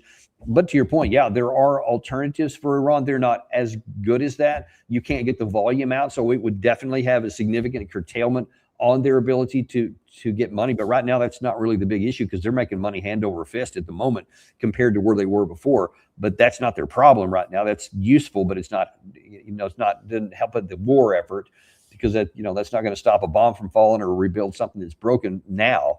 So that would harm us more than it would harm Iran. So I doubt that's going to be the case. Colonel Kantian talked about the fact that to manage all of this, you would effectively need to have a large-scale convoy, naval convoy, coming up through the Strait of Hormuz. And as part of any conflict, casualties are inevitable. Now, obviously, to some people, that sounds incredibly difficult to hear, but he's a military analyst, a veteran, and therefore he's looking at it from the cold, calculated element of what war entails. From your perspective, though, do you think that there is a way we could try to do this without casualties, or it's impossible and we should just be forgetting it? And if Trump wants to gain leverage over Iran, he should be looking elsewhere. No, it's impossible. I mean, there's no chance on God's earth that you're going to have a naval convoy roll up, first of all, within range of the Iranian shoreline in the Gulf of Oman, then go through the tiny strait, because it's a very narrow band where you can navigate those level of ships, and then go all the way up through the Persian Gulf. There's no chance. I mean, look, I don't know if you've seen any of the images, not just the maps, but the images of what that strait looks like, and what some of the sheer mountainsides that go up and the cliffs and everything. I mean, it's very, very daunting, very easy for defensive folks to hide inside there. There's probably any number of impossible to find caves or places where even in the water, below the waterline, where you can see, but there's underwater entrances and exits. And so there's still, I think I've heard, like 19 submarines, midget subs, and some of the other things, that none of which have been taken out, and they're all in there. What are you going to do about those, especially when you get into the strait? Or they're underwater, what they call missiles or navigable torpedoes, or drone, underwater drones. They're on the ground, on the surface drones, all of which, or thousands of which, are allegedly in a lot of these underground bunkers spread throughout that whole area. And then we get back again to the artillery issue, because you can just sit up in a lot of these places. You can use mortars, you can use just regular tube artillery. And then there's the drones and everything else that you can, from a protected position, be able to engage. And it's really hard to even find and then to retaliate. And it would be a never-ending shooting gallery. How does that help anybody? I mean, how many of these convoys back and forth are you going to get? You can lose one ship at a time. How many ships are you going to sacrifice to not have the straits open up? It's just militarily unworkable and logistically infeasible. But isn't it the case that we have air superiority, air supremacy, and therefore U.S. naval aerial assets can help to intercept potential strikes on the Navy? Sure, they can. I mean, we definitely have air superiority, but we don't have air supremacy, as we just found out to our pain that the Iranians are able to knock down F-15s, F-16s, A-10s, F-35s, and of course every caliber of helicopter, and the C-130 caliber. The MHC-130, I think it's called. Obviously, they can take down anything. So how many of those are you going to get into? Are you going to say, well, 95% of our aircraft get through? Okay, you've seen what 5% looks like on the ground in wreckage. How many months of that are you going to go to just keep peeling away? Every few days, you're going to lose more aircraft. You see, that math doesn't work over a period of time. But the Iranian side will continue to fight it because it's an existential threat for them. So it's just unworkable, because it doesn't solve the problem of getting the Iranian side out of their defensive zones. And of course, that goes back hundreds of miles off the coast, and with some of the missiles that are in there. That once you get one part solved, then you got to have another one. It's just a never-ending, just slow bleed for no reason to think you're going to gain anything. No, and in the absolute chaos of what we're seeing today, Trump's tweets and the build up to the timeline deadline is the fact that we did have an F-15 go down. So yes, you're right. We're going back to air superiority. Excuse me. But like, what does that expose? Just your quick take on that. What does the downing of a jet like that, the workhorse, as I believe it's known in the US, what does that tell us about the state of US operations and capabilities, or what we don't know about Iran's, perhaps? Yeah, and by the way, if I've only got about 5 or 6 minutes left, I'm going to have to bug out. This tells you that we have significant capacity, and we are prioritized and optimized to do short, sharp operations. In, out, we can bring immense amount of firepower, both naval and air, to bear in a short period of time, and then we get out. I mean, that's what we're optimized for. What we are not built for is any kind of a sustained operation, because it's not even a matter of the ships per se or the airframes per se. It's a matter of the ordnance that goes in them. And as I mentioned, we're already in a dangerously, like in the red area of our inventories on JASSMs and the Tomahawks, and quite possibly also in the PAC-3. So some analysis I've seen, which are pretty convincing, is that that's also in the red or in the black, meaning we're running remarkably short on those. So you can't get into a long war. So we got great airframes, terrific. We got incredibly trained pilots, fantastic. But if you don't have ordnance to shoot at them, and the other side can just absorb them because of the terrain, their defensibility, and their sheer size, then you can't win a war of attrition. I mean, that's why the Russia-Ukraine war has gone on as long as it is, because it's a war of attrition, and Russia appears content to say, hey, we've got the resources here and the time, and we're just going to slowly grind Ukraine to dust, even if it takes multiple years. And they can do that. The Ukraine side can't survive that. The math and time is working against them here, but they have just performed magnificently to be able to maintain this stability they have for this long. But there's an exit date on that. There's an expiration date, I'm sorry. And our situation is worse because at least the Ukraine side had all of the Western Europe and all of their combined capabilities, and the inventories that existed in 2022 have all been dwindling down, but they had a lot to give, especially in the beginning. Now they don't. So that's obviously a problem also for Ukraine. That has a ramification for them for all of this. But ours, because we gave away so much stuff to Ukraine, you gave away so much stuff to Israel since 2023. Now then that we're using it at a very high rate, our industrial capacity is basically for peacetime. And so it's not designed to be able to have a war of attrition. That's where it all gets down to. That's why we can't do a war of attrition. We don't have the ammunition or the defense industrial base stockpiles capacity to withstand one like Russia and China do. Interesting. And I think proximity also is important, right? Russia and Ukraine, it's right on their borders. The entirety, the US has to deliver all of this across Absolutely. the entirety of the road. And whilst you can have bases, it's still not enough to offset what could be from the home. But my last question before you you move on to your next engagement, Colonel, is simply, what do you think the deadline means? Where do you think we go from here? Are we going to see an off-ramp? Are we going to see de-escalation, or it's just going to go up and up? I have serious, grave concerns that President Trump is going to make good on his threat tonight, hopefully, with conventional means. He's not going to go to the nuclear weapon, at least not early. And he's going to start hitting these categories of things that he's talking about: the electricity grids, their oil infrastructure, and bridges, and all that kind of thing. I fear that he's going to make good on it. And I think that the IRGC has already got their targets pre-planned. And the minute that those things start falling, whatever number that they've calculated is their red line, and they're just going to give the order to strike. And then you're going to have, Kuwait, Qatar, Saudi Arabia, UAE.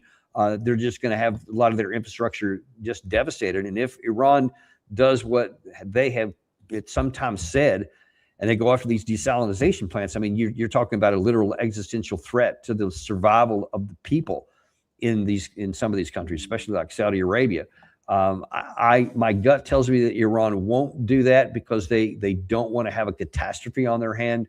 But I think that they will go after their economic infrastructure. And the IRGC this morning said that they would also not limit themselves if Trump crosses some red line that they decide inside, that they won't even keep it in the region, which I interpret as being maybe in Europe or some of our bases that are in extended places even outside of the region. I don't know that they would do that. I fear that they do, because then you have the real prospect of expanding this to an even greater area.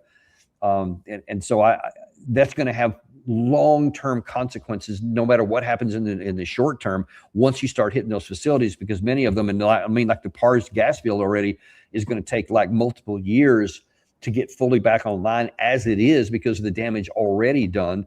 And if you start now adding to that list, I mean, there's going to be some real problems. And so the supply shortfall, it's not even going to matter so much who has control of the strait at that point, because the production itself has been now not permanently, but severely damaged for an extended period of time. And, I worry about what's going to happen to the global economy. And again, I circle back around to our defense industrial base is not designed to sustain a long-term engagement. So we can't fight a war of attrition and win. And it seems that the Iranian side has prepared for this and does have a lot of storage underneath and can certainly go longer than we can, I think. And so this could be really bad for us. Yeah, no, I hasten to add that it will not go somewhere that exactly great. But Lieutenant Colonel Daniel Davis, thank you so much for rejoining the show. I look forward to having you back very soon. We're going to continue on for a short while, but be sure to check out Daniel's work as well. And let's hope that it doesn't go the way and we can be talking in more favorable circumstances. Love to do that. Thanks very much. Thanks a lot then. Well, everyone, that was Lieutenant Colonel Daniel Davis. As I said, we're going to stay on for a short while, sort of maybe debrief, react to some of the Colonel's thoughts. I'm more inclined to share his concerns than Colonel Kantian's calmness. I worry about the longevity of this war. I worry about the unintended consequences. I worry about the reaction time, Ollie. I worry about Trump is in over his head. He is out of his depth. And whether or not you're a military analyst and you can make the cold, calculated, objective analysis, you don't make the decision. Trump makes the decision, and he is not objective and he is not critical. He's critically insane, I think, perhaps. But but jokes aside, I think he is. It's not only about the objective analysis done from a military standpoint. It's about how Trump interprets it. And his interpretation is the problem, because he is not acting in a cold, calculated manner. He is reacting in a clearly agitated, even if it's not crazy, but like he is emotionally charged. He is angry or whatever, impulsive, in that he's not getting his way. So even if he gets the best possible analysis from the world's best military leaders and experts, he himself makes the final decision, and he himself mentally inside is not in the best place, should not be the one with the final decision. I'm not going to go into whether or not, the Iranians are more in a better position or not. I don't think anyone's winning in this situation. What I do think is that the Iranians are better at the chess game. I think they have thought a few moves ahead. And I think that if Trump follows through with this deadline where he takes out these sites, let's go with the minimal, the minimal would be him declaring sort of ceasefire or something, but let's go with the most supported interpretational scenario, which is that he targets these bridges, these energy infrastructures. The Iranians would have scenarioed that. They would have wargamed that.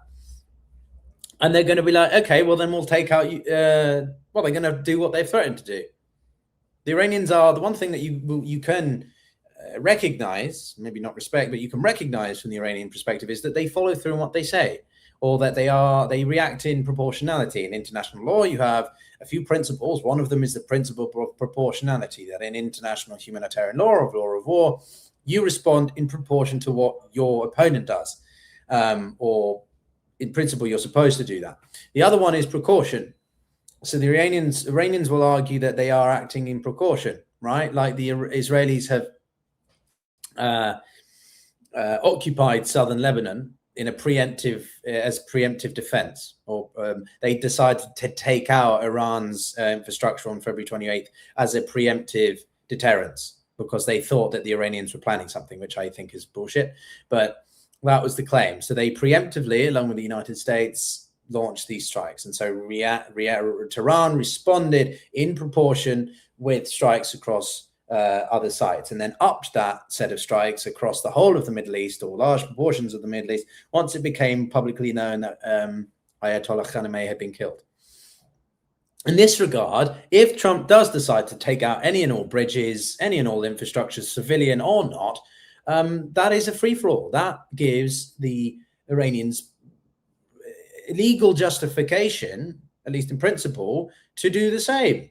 Anywhere that wields a US base or US, that makes it, that's fine in their regard. I'm not saying I agree with it, but if Trump's going to do this, then he's moving the goalposts. He's moving the framing of the conflict. Now, no longer is it just military assets, but it's basically whatever takes your fancy.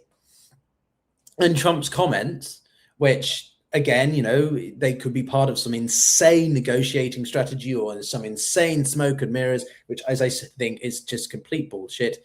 You know, let's assume that they're not, and more of he's just losing it because he's not getting what he wants, or things aren't going the way he was expecting. He's completely showing his hand, or he's completely coming off like a complete loose cannon. And the Iranians, they don't have to say anything at all. They just have to remain, well, they just have to do. They don't have to say anything. They just have to react.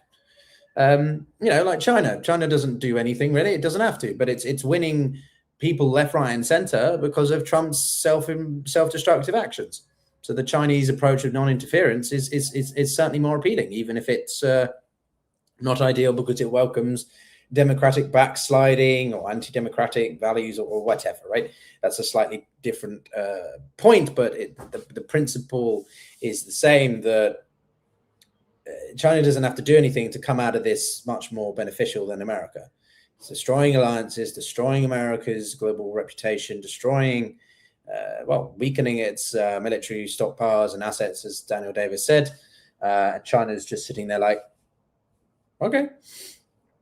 Obviously, China's not immune from all this, but I think you get my point. So by overplaying his hand or overextending, overreaching, Trump is just exposing America, I think, in a much worse position. And that's why I'm more inclined to agree or lean towards what Colonel Davis has said versus what Colonel Kansian has said. Now, there may be information that, again, I'm not privy to. I'm trying to sort of, you know, if America literally put all its assets in the Middle East and completely committed to some large, elongated military campaign, then yeah, it could probably do whatever it wanted. You know, people say that America's not as powerful as it is. Well, yeah, because we haven't seen America in a all-out conventional conflict since the Second World War or Vietnam.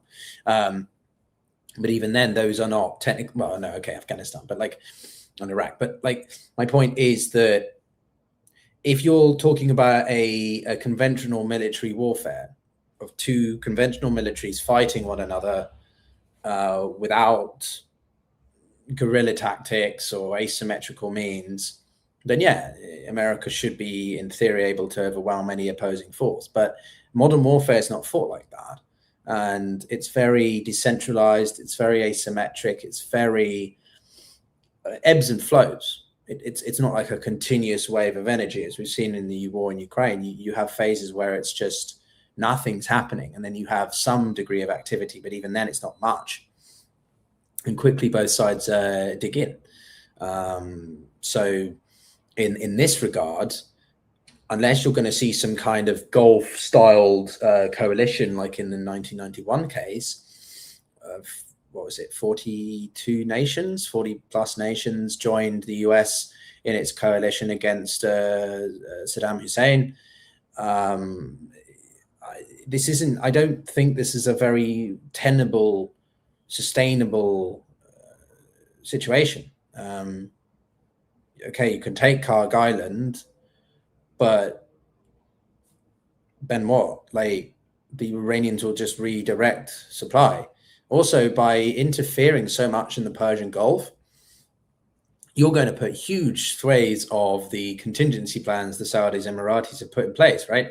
I don't know the exact details, but the Saudis have obviously developed alternative supply routes for oil, energy out of the Gulf, up through the Suez or across Saudi Arabia proper, and so on. So what does that mean? If the Americans do this, then they just make all those pipelines and contingency plans legitimate targets for the Iranians to strike. So I can't see how this is going to be very welcomed by the Saudis, by the Gulf states. Maybe they're in on it and we don't know, and it's all absolutely covert. But I personally think that any operation in this area is going to be almost entirely unilaterally done by the United States. I don't even really and I don't even know where to begin when it comes to Israel. I don't think the Israelis are going to commit sort of ground forces to this operation. They're caught up and focused on Lebanon right now. So this is a sole decision, a sole occupation, action, operation, whatever, by the Trump administration, by the United States of America. And I mean, it makes the microstates, Kuwait, Qatar, seriously vulnerable. The US has a massive military base, which the Iranians warned the US they would target in their strikes back in July, right? They told them directly, get your staff out because we're going to target this base. And they didn't actually want any casualties on the US side because they didn't want the war to escalate. So Trump has seen that the Iranians will telegraph very clearly their intentions and their desire to avoid genuine escalation, right? It allows both sides to claim a win. It's that measured escalation thing we've talked about before. But in this case, Trump just seems so beside himself with rage. He's so there's a particular word I want to use. He's so engulfed with his obsession to get a win or force the capitulation of the Iranians or whatever, that he is unwilling to back down. This is literally a game of chicken. And this bloke is the worst possible one I can imagine, right? It's sort of like having someone like Andrew Tate trying to run the show because he's got a massive, fragile ego, so insecure. I mean, at least Napoleon was a sort of a strategist, right? He had, some people claim he had an inferiority complex, although he was the average height for the time. That's a massive common misconception that he was short for the time. He wasn't. He was the average height, actually slightly above it. Fun fact. But anyway, my point being is that we can't have someone worse than Donald Trump.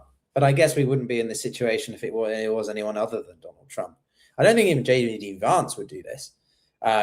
I'm just spitballing. I said, I made that video a few days ago where I just freestyled in my hatred or whatever criticisms of Trump, and some of you said just do it. So I'm kind of doing it now. I often try to prepare a script or have some kind of talking points, but I've largely exhausted all of them. So I'm just freestyling in response to what the colonels have both said. Yeah, I just don't see how much higher we can keep going. How far can this go before we really are? It's a Gulf war.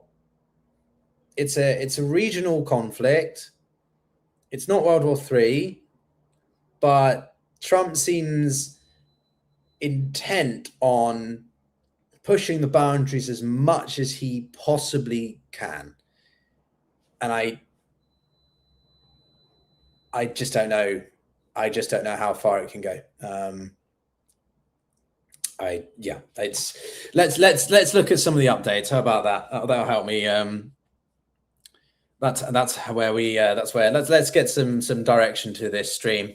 So Caroline Levitt, who I don't know what, I'd love to know what she actually thinks. I'd love to know what some of the administration genuinely think. As the press secretary, she has to deliver the message regardless. She has to toe the line, but surely she has, like, you know, some reservations, some limits of, like, but she's literally just said only Donald Trump, quote, knows where things stand and what he will do. I mean, no shit, I suppose, but that was the other thing. Actually, I'm going to do some coverage of the election in Hungary. I've been chatting to some of Viktor Orban's cabinet or political and communications team. JD Vance is currently in Hungary to help with the re-election of Viktor Orban, who's been in power for 16 years, mind you, very democratic. But I think that this is, if it wasn't clear where the priorities are of the Trump administration before, if they've ever tried to bullshit that they, you know, we value our European, no, you don't. You're hanging out with the one person who's possibly the most unpalatable in the European area. I'm not necessarily supportive of every other leader in Europe, but Viktor Orban is a wannabe autocrat who has influenced the political system of Hungary for over 16 years. No one should be in power for that long if they want to call the country a democracy. And from anyone I know in Hungary, the country has not improved. But anyway, JD Vance is in Hungary, and he has been making all sorts of comments about this as well, which I find interesting because for the first, 3-4 weeks, he was relatively muted on the whole conflict. And even now he's sort of very limitedly, he's not saying much. He's just sort of stating the official lining that this is the intentions, this is what the US intends to do. He's not really adding any of his personal opinion about it. And I think that's because he is largely completely opposed to what is happening. It goes against a lot of what he stands for. But he said that the US has, quote, tools in our toolkit that we so far haven't decided to use. The president of the US can decide to use them, and he will decide to use them if Iranians don't change their course of conduct.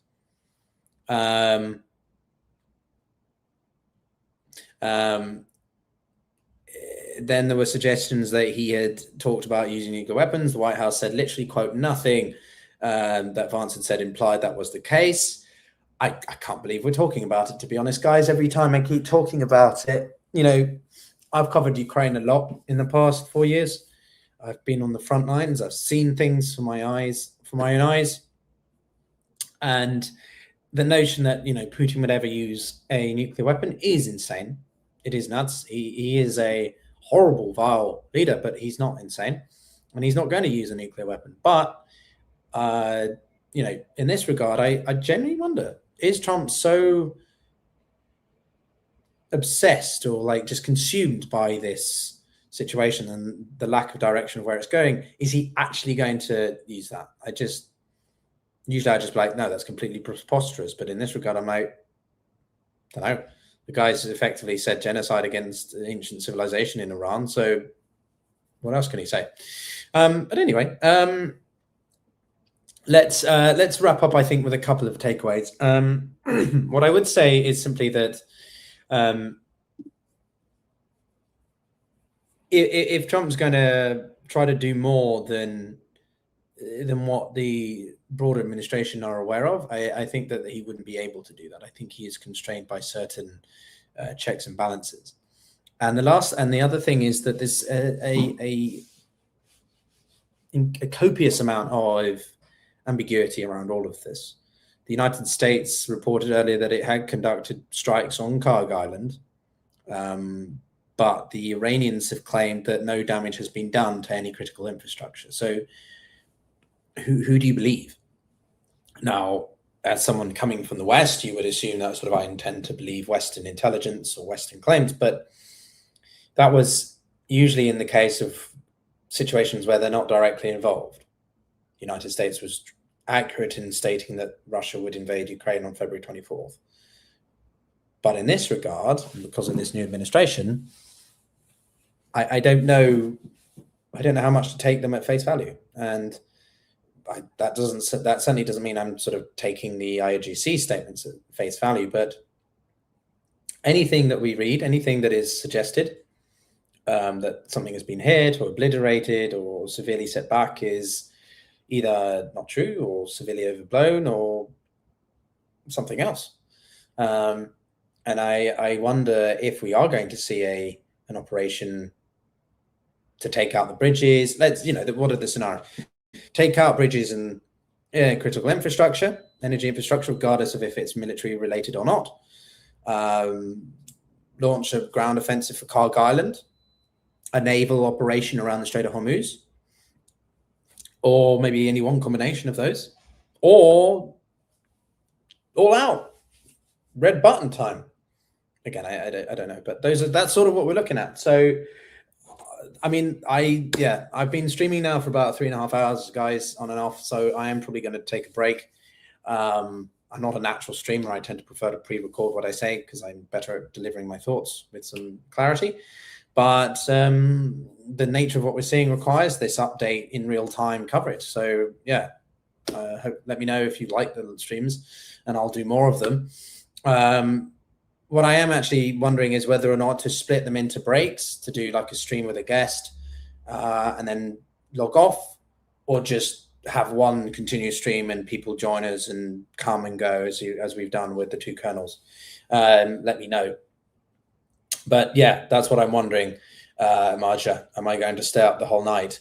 I'm in London, back in London now from Tunisia. So 8 p.m. Eastern Standard will be 1 a.m. my time. Now, I have a bad tendency of staying up super late anyway. I've been rewatching 2.5 Men, if some of you know that series. It's quite funny. And I find it helps me mentally navigate these times, or find the balance between what I'm seeing on the news and escapism. Used to watch it as a kid. Not like real young kid. I'm not Jake's, but teenager or whatever. So I was already exposed to some of the realities of Charlie Sheen and stuff. But yeah, anyway, I'll probably do more streams. We've got a couple of guests interesting tomorrow. We're going to host General Wesley Clark, as I said. And I'm going to New York in theory next week for some very exciting engagements as well. So if there's anyone you want to see, then do drop a comment. As always, super thanks, and those sorts of things can help me see your comments more likely, because I've had a lot of comments from you guys. So yeah, if you want to support the show, and if you're new here, well, consider subscribing if you want some genuine critical analysis. I'm not saying it's objective, but it is critical.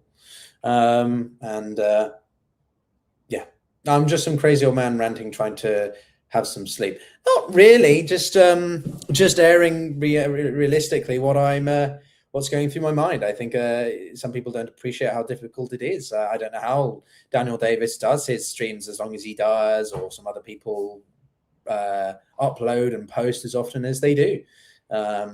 I do this all largely on my own, so it's pretty hectic. And sometimes it means that you're struggling to know what to say next because you might have repeated yourself. But anyway, we'll see you soon, everyone. Thanks a lot for your time. Subscribe if you haven't already. Give the video a like. It helps me see more on YouTube. And subscribe to the other channel as well, because I stream to both the main channel and the podcast channel. And if you want real uptime dates or more blunt analysis, then follow me on Substack or X. But otherwise, guys, stay safe tonight, and hopefully see you on the other side. Ta-ra.